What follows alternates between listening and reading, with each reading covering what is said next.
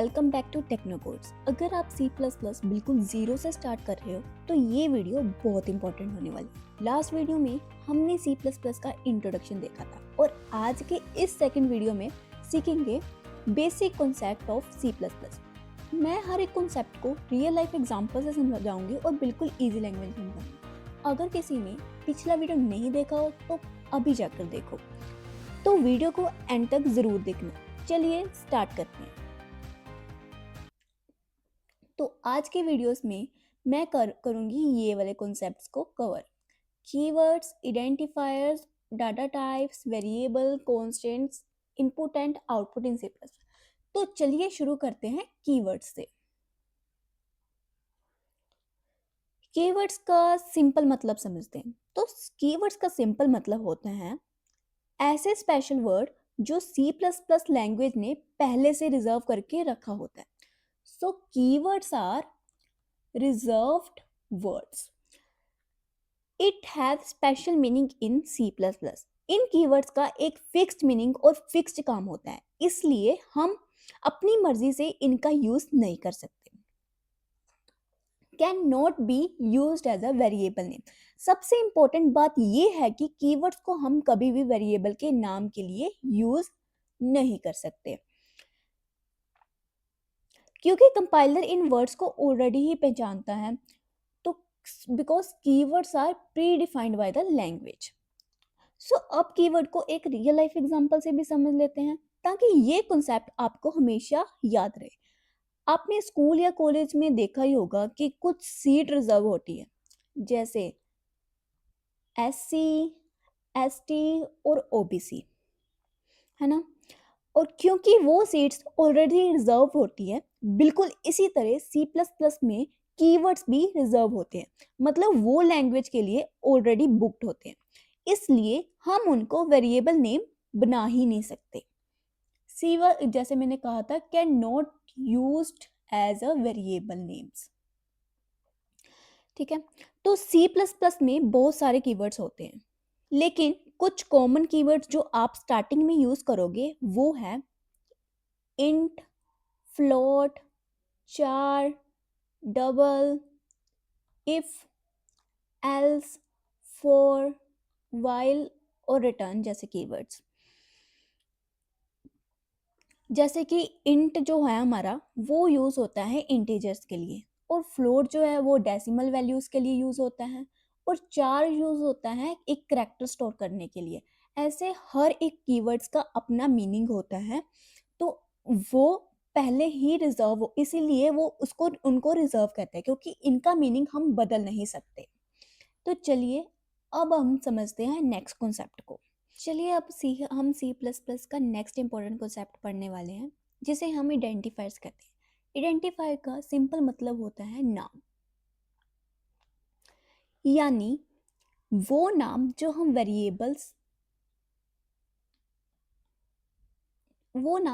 Variables, functions और classes को देते हैं। जब भी हम C++ प्रोग्राम लिखते हैं, कंपाइलर चीज़ों को उनके नाम से ही पहचानता है, इसलिए आइडेंटिफायर्स बहुत इंपॉर्टेंट होते हैं। सिंपल वर्ड्स में अगर आप किसी चीज़ का नाम नहीं रखेंगे तो कंपाइलर को पता ही नहीं चलेगा कि कौन सी वैल्यू किस चीज़ से रिलेटेड है। तो चलिए इसे रियल लाइफ एग्जांपल से समझते हैं, ताकि आपको ज़्यादा क्लियर हो। आप सबके पास एक आइडेंटिटी कार्ड होता है ना। स्कूल में, कॉलेजेस में सबको आइडेंटिटी कार्ड प्रोवाइड किया जाता है, जिसमें आपका नाम, रोल नंबर और या आईडी नंबर्स और क्लास लिखी होती है। स्कूल या कॉलेज आपको इसी आईडी कार्ड से पहचानते हैं। बिना आईडी के आपकी आइडेंटिटी क्लियर नहीं होती। बिल्कुल इसी तरह प्रोग्रामिंग में भी आइडेंटिफायर्स का काम होता है। वो वेरिएबल या फंक्शंस की आइडेंटिटी होते हैं, जिससे कंपाइलर समझ पाता है कि कौन सा डाटा किस चीज़ का है। अब आइडेंटिफायर्स के कुछ रूल्स भी होते हैं। आइडेंटिफायर हमेशा किसी लेटर या अंडरस्कोर से स्टार्ट होने चाहिए। Yes, must start with a letter और अंडरस्कोर, और can not start with a number.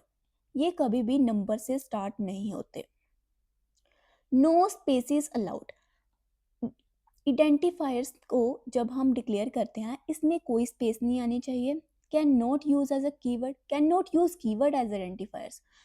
हम कोई कीवर्ड्स को आइडेंटिफायर से यूज नहीं कर सकते। चलिए अब एक एग्जांपल लेते हैं, जैसे कि टोटल मार्क्स या सम। ये ये रूल्स को फॉलो करते हैं, लेकिन टू वैल्यू या इंट, टू वैल्यू या इंट ये गलत है। क्यों?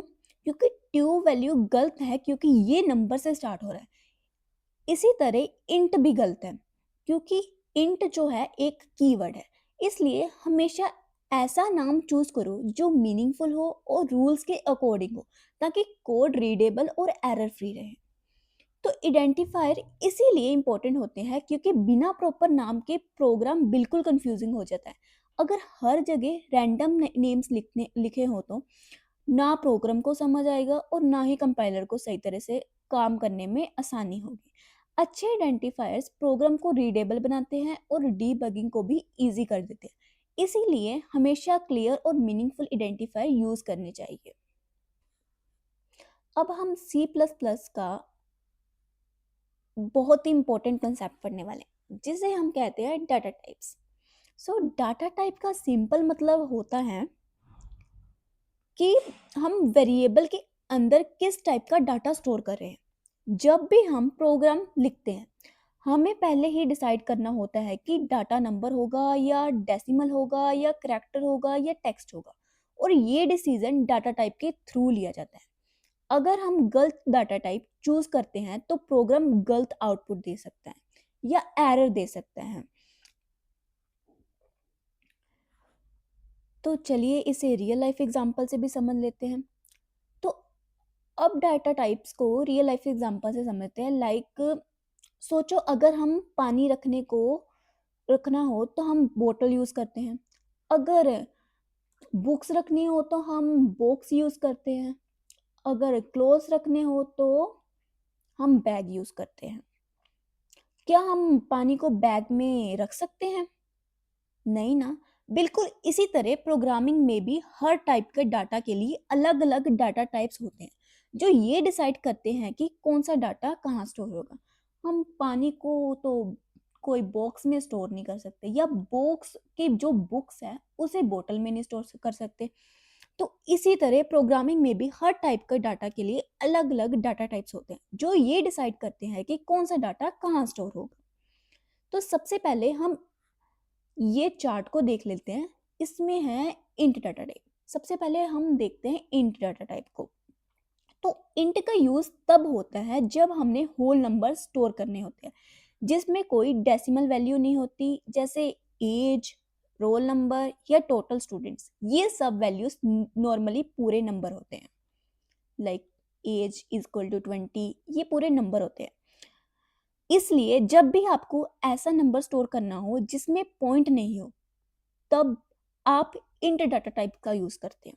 नेक्स्ट है फ्लोट। तो अब बात करते हैं फ्लोट डाटा टाइप की।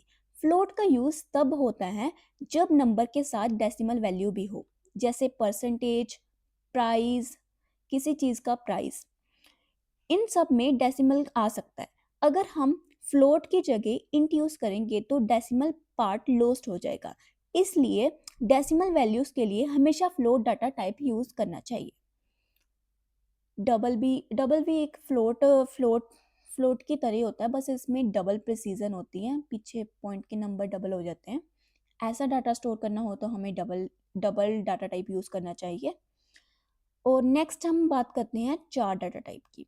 तो चार डाटा टाइप का यूज सिर्फ एक सिंगल करैक्टर स्टोर करने के लिए होता है। ये करैक्टर कोई लेटर हो सकता है, कोई सिंबल हो सकता है या कोई नंबर भी हो सकता है, लेकिन वो हमेशा सिंगल होना चाहिए। चार को हमेशा सिंगल क्वार्ट्स में ही लिखते हैं, जैसे इसमें लिखा हुआ ग्रेड को, है ना। ग्रेड को क्वार्ट्स में अंदर लिखा हुआ है, ये एक सिंगल डाटा टाइप लिखा हुआ है। जैसे ग्रेड हो गया या जेंडर हो गया या पहला लेटर हो गया। इसलिए जब भी सिर्फ एक करैक्टर स्टोर करना हो तो चार डाटा टाइप का यूज करते हैं। एक इसी की तरह एक होती है स्ट्रिंग।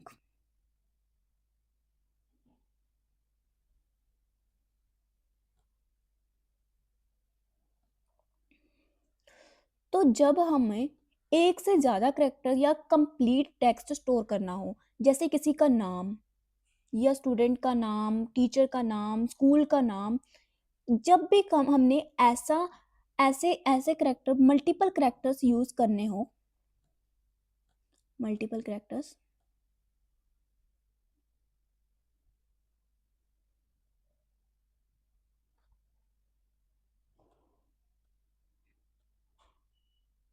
ये समझ लेना आप थोड़ा। मल्टीपल करैक्टर, जब भी हमने मल्टीपल करैक्टर यूज़ करने हो प्रोग्रामिंग में, तब हम यूज़ करते हैं स्ट्रिंग डाटा टाइप का। तब हमें स्ट्रिंग में स्टोर करना होता है उन चीज़ों को, ठीक है। तो स्ट्रिंग यूज़ करने के लिए हमें डबल क्वोट्स यूज़ करने होते हैं, ठीक है। इसमें हमारा डबल क्वोट्स का यूज़ होता है। यही तो डिफरेंस होता है चार में और स्ट्रिंग में। चार में होता है सिंगल सिंगल क्वोट यूज़ और स्ट्रिंग में होता है डबल क्वोट्स यूज़। नेक्स्ट हम बात करते हैं बूल डाटा टाइप। तो बूल का यूज़ तब होता है जब हमें सिर्फ दो ही पॉसिबल वैल्यू चाहिए होती हैं, या तो ट्रू या फिर फॉल्स।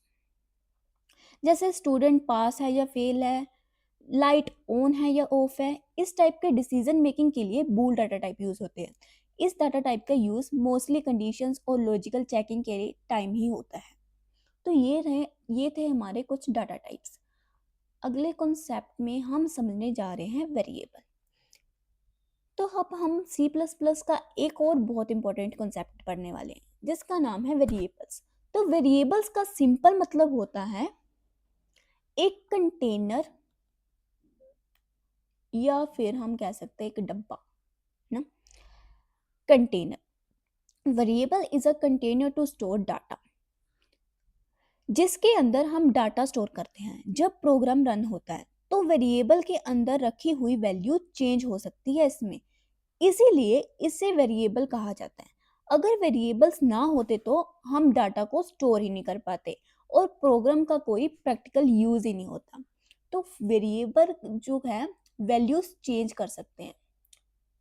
एक minute, value can change during the execution, so in variables we can change the values during executions, okay। तो चलिए इसे रियल लाइफ एग्जांपल से भी समझ लेते हैं। सोचो आपके पास एक पिगी बैंक है, ठीक है। पिगी बैंक है और पिगी बैंक खुद एक कंटेनर है, ठीक है। और उसके अंदर जो पैसे होते हैं उसको हम वैल्यू समझ लेते हैं। आज पिगी बैंक में 100 रुपीज हैं, ठीक है। तो कल क्या पता हमारे पास 200 रुपीज हो। पिगी बैंक में तो हम वैल्यूज बढ़ाएंगे ना, क्योंकि डालेंगे हम सेविंग्स के लिए मोर वैल्यूज। कल आज 100 रुपीज है, कल 200 हो जाएंगे, ठीक है। मतलब पिगी बैंक सेम रहता है, लेकिन उसके अंदर का पैसा चेंज होता है, होता रहता है। बिल्कुल इसी तरह वेरिएबल भी सेम रहता है, लेकिन उसके अंदर की वैल्यू चेंज होती रहती है। तो पिगी बैंक क्या हुआ, एक वेरिएबल हुआ, और मनी क्या हुआ, एक वैल्यू हुई जो चेंज हो रही है, किसमें, वेरिएबल में। यस, यही मैं आपको समझाना चाह रही थी।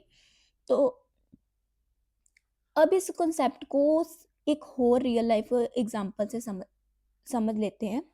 जैसे कि आपकी एज समझो अभी है 19, कल जाकर अगले साल आपकी एज हो जाएगी 20, और उससे अगले साल आपकी एज हो जाएगी 21। ऐसे ही आपकी एज बढ़ती जाएगी। तो आप तो सेम पर्सन हो ना, तो आपकी एज बढ़ रही है। तो आप जो वो हो वेरिएबल, लाइक मी, मेरा नाम है रितिका, रितिका एक वेरिएबल है, और उसकी जो एज बढ़ रही है वो है वैल्यू, जो हमारी बढ़ती जा रही है। तो चलिए एक और एग्जांपल से देखते हैं, कोडिंग के एग्जांपल से। तो जब हम लिखते हैं इंट नंबर इक्वल टू 10, तो यहाँ इंट इंट डाटा टाइप है, जो वो बता रहा है कि वो एक इंटीजर डाटा को स्टोर कर रहा है। नंबर जो है वेरिएबल का नाम है, और जो 10 है वो उस वेरिएबल के अंदर रखी हुई वैल्यू है। मतलब हमने नंबर नंबर नाम के वेरिएबल के अंदर 10 वैल्यू स्टोर करती है जो आगे चलकर चेंज भी हो सकती है। सपोज करो हमने इसके नंबर की वैल्यू आगे जाकर कर दी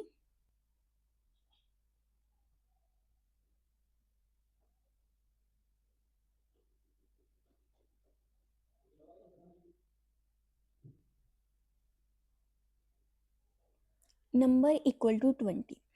तो अब इसमें क्या स्टोर हो गया 20। अब नंबर की वैल्यू चेंज होकर क्या हो गई है 10 से 20। ठीक है, पर नंबर तो सेम ही रहा ना, वेरिएबल का नेम तो सेम ही रहा, पर उसकी चेंज क्या हुई वैल्यू। अब जो नंबर में स्टोर हुआ है वो है 20 नंबर। ठीक है, इसे वेरिएबल्स कहते हैं।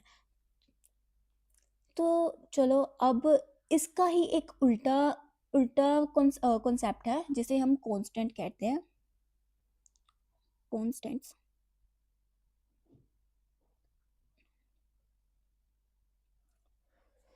कांस्टेंट का सिंपल मतलब होता है ऐसी वैल्यू जो कभी चेंज ही नहीं हो सकती। जैसे वेरिएबल की वैल्यूज चेंज हो सकती है, वैसे ही कांस्टेंट की वैल्यू चेंज नहीं हो सकती। जब प्रोग्राम रन होता है तो कांस्टेंट की वैल्यू सेम रहती है, चाहे प्रोग्राम कितनी भी बार एग्जीक्यूट हो। इसलिए जब हमें पता होता है कि किसी वैल्यू को फ्यूचर में चेंज नहीं करना है, तब हम यूज करते हैं उसे कांस्टेंट बनाते हैं। तो कांस्टेंट बनाने के लिए हम यूज करते हैं कांस्ट कीवर्ड का। जिस भी वैल्यू को हमने कांस्टेंट बनाना है उसके आगे हम लगा देते हैं ये वाला कीवर्ड जिसको हम कांस्ट कहते हैं। ठीक है,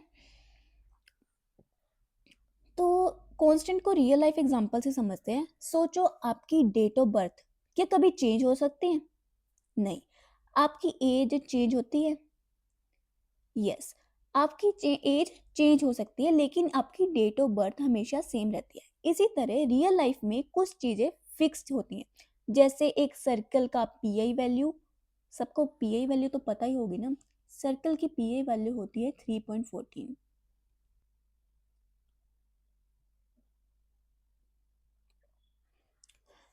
बिल्कुल इसी तरह प्रोग्रामिंग में भी कुछ वैल्यूज फिक्स्ड होती है जिनको हम कांस्टेंट कहते हैं।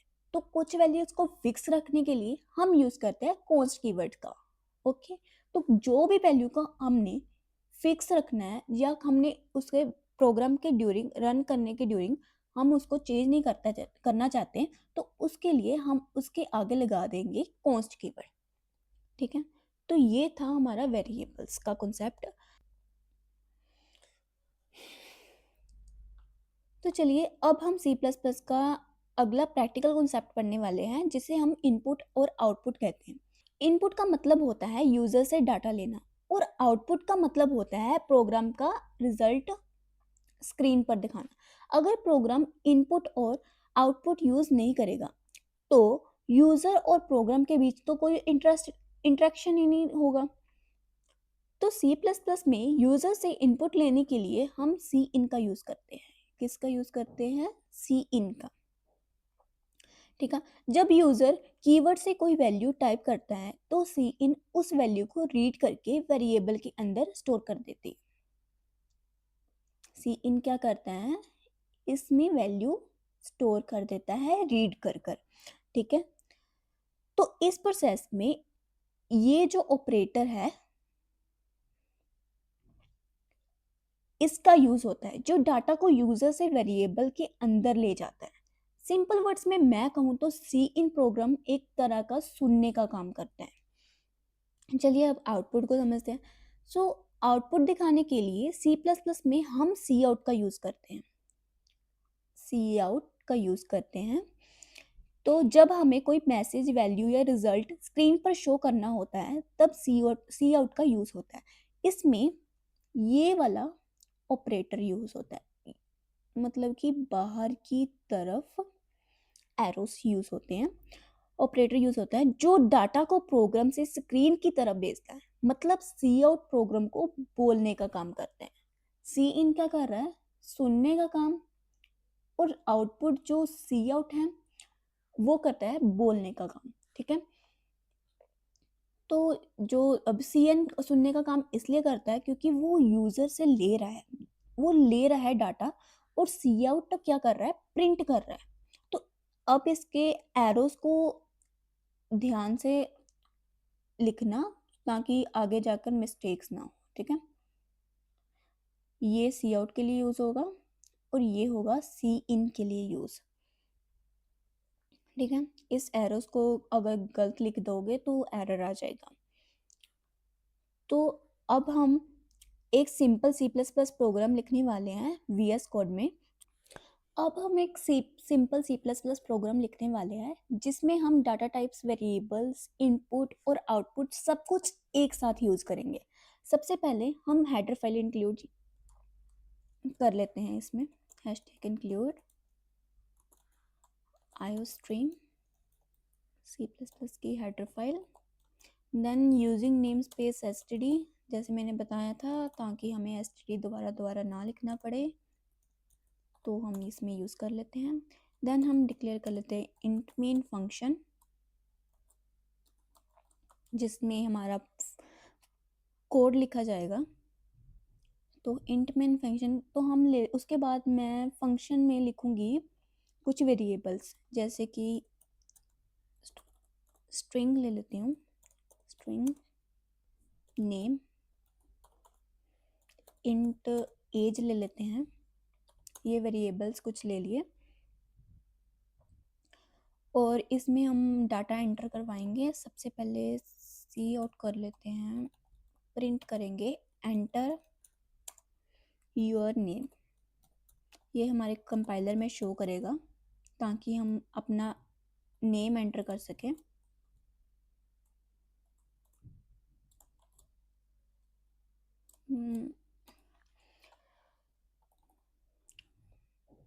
एंडल भी लिख लेते हैं, एंड यूज़ कर लेते हैं।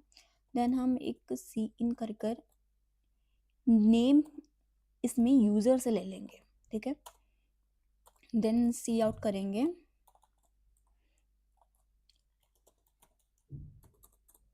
एंटर योर एज,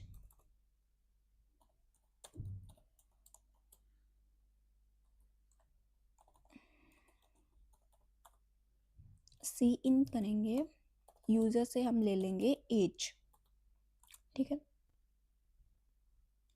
देन हमें करना है सी आउट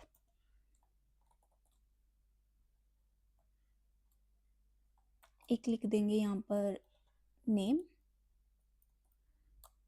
जो भी हमने प्रिंट कराना है जिसमें हमने नेम स्टोर किया वो लिख देंगे, क्योंकि जो नेम की वैल्यू है वो इसमें आकर स्टोर हो ही गई है तो यहाँ पर आकर प्रिंट हो जाएगी इसके साथ। तो सी आउट एक लिख देंगे एज जो हमने यूज़र से ले ली है। अब हम अपने डाटा को प्रिंट करा लेते हैं।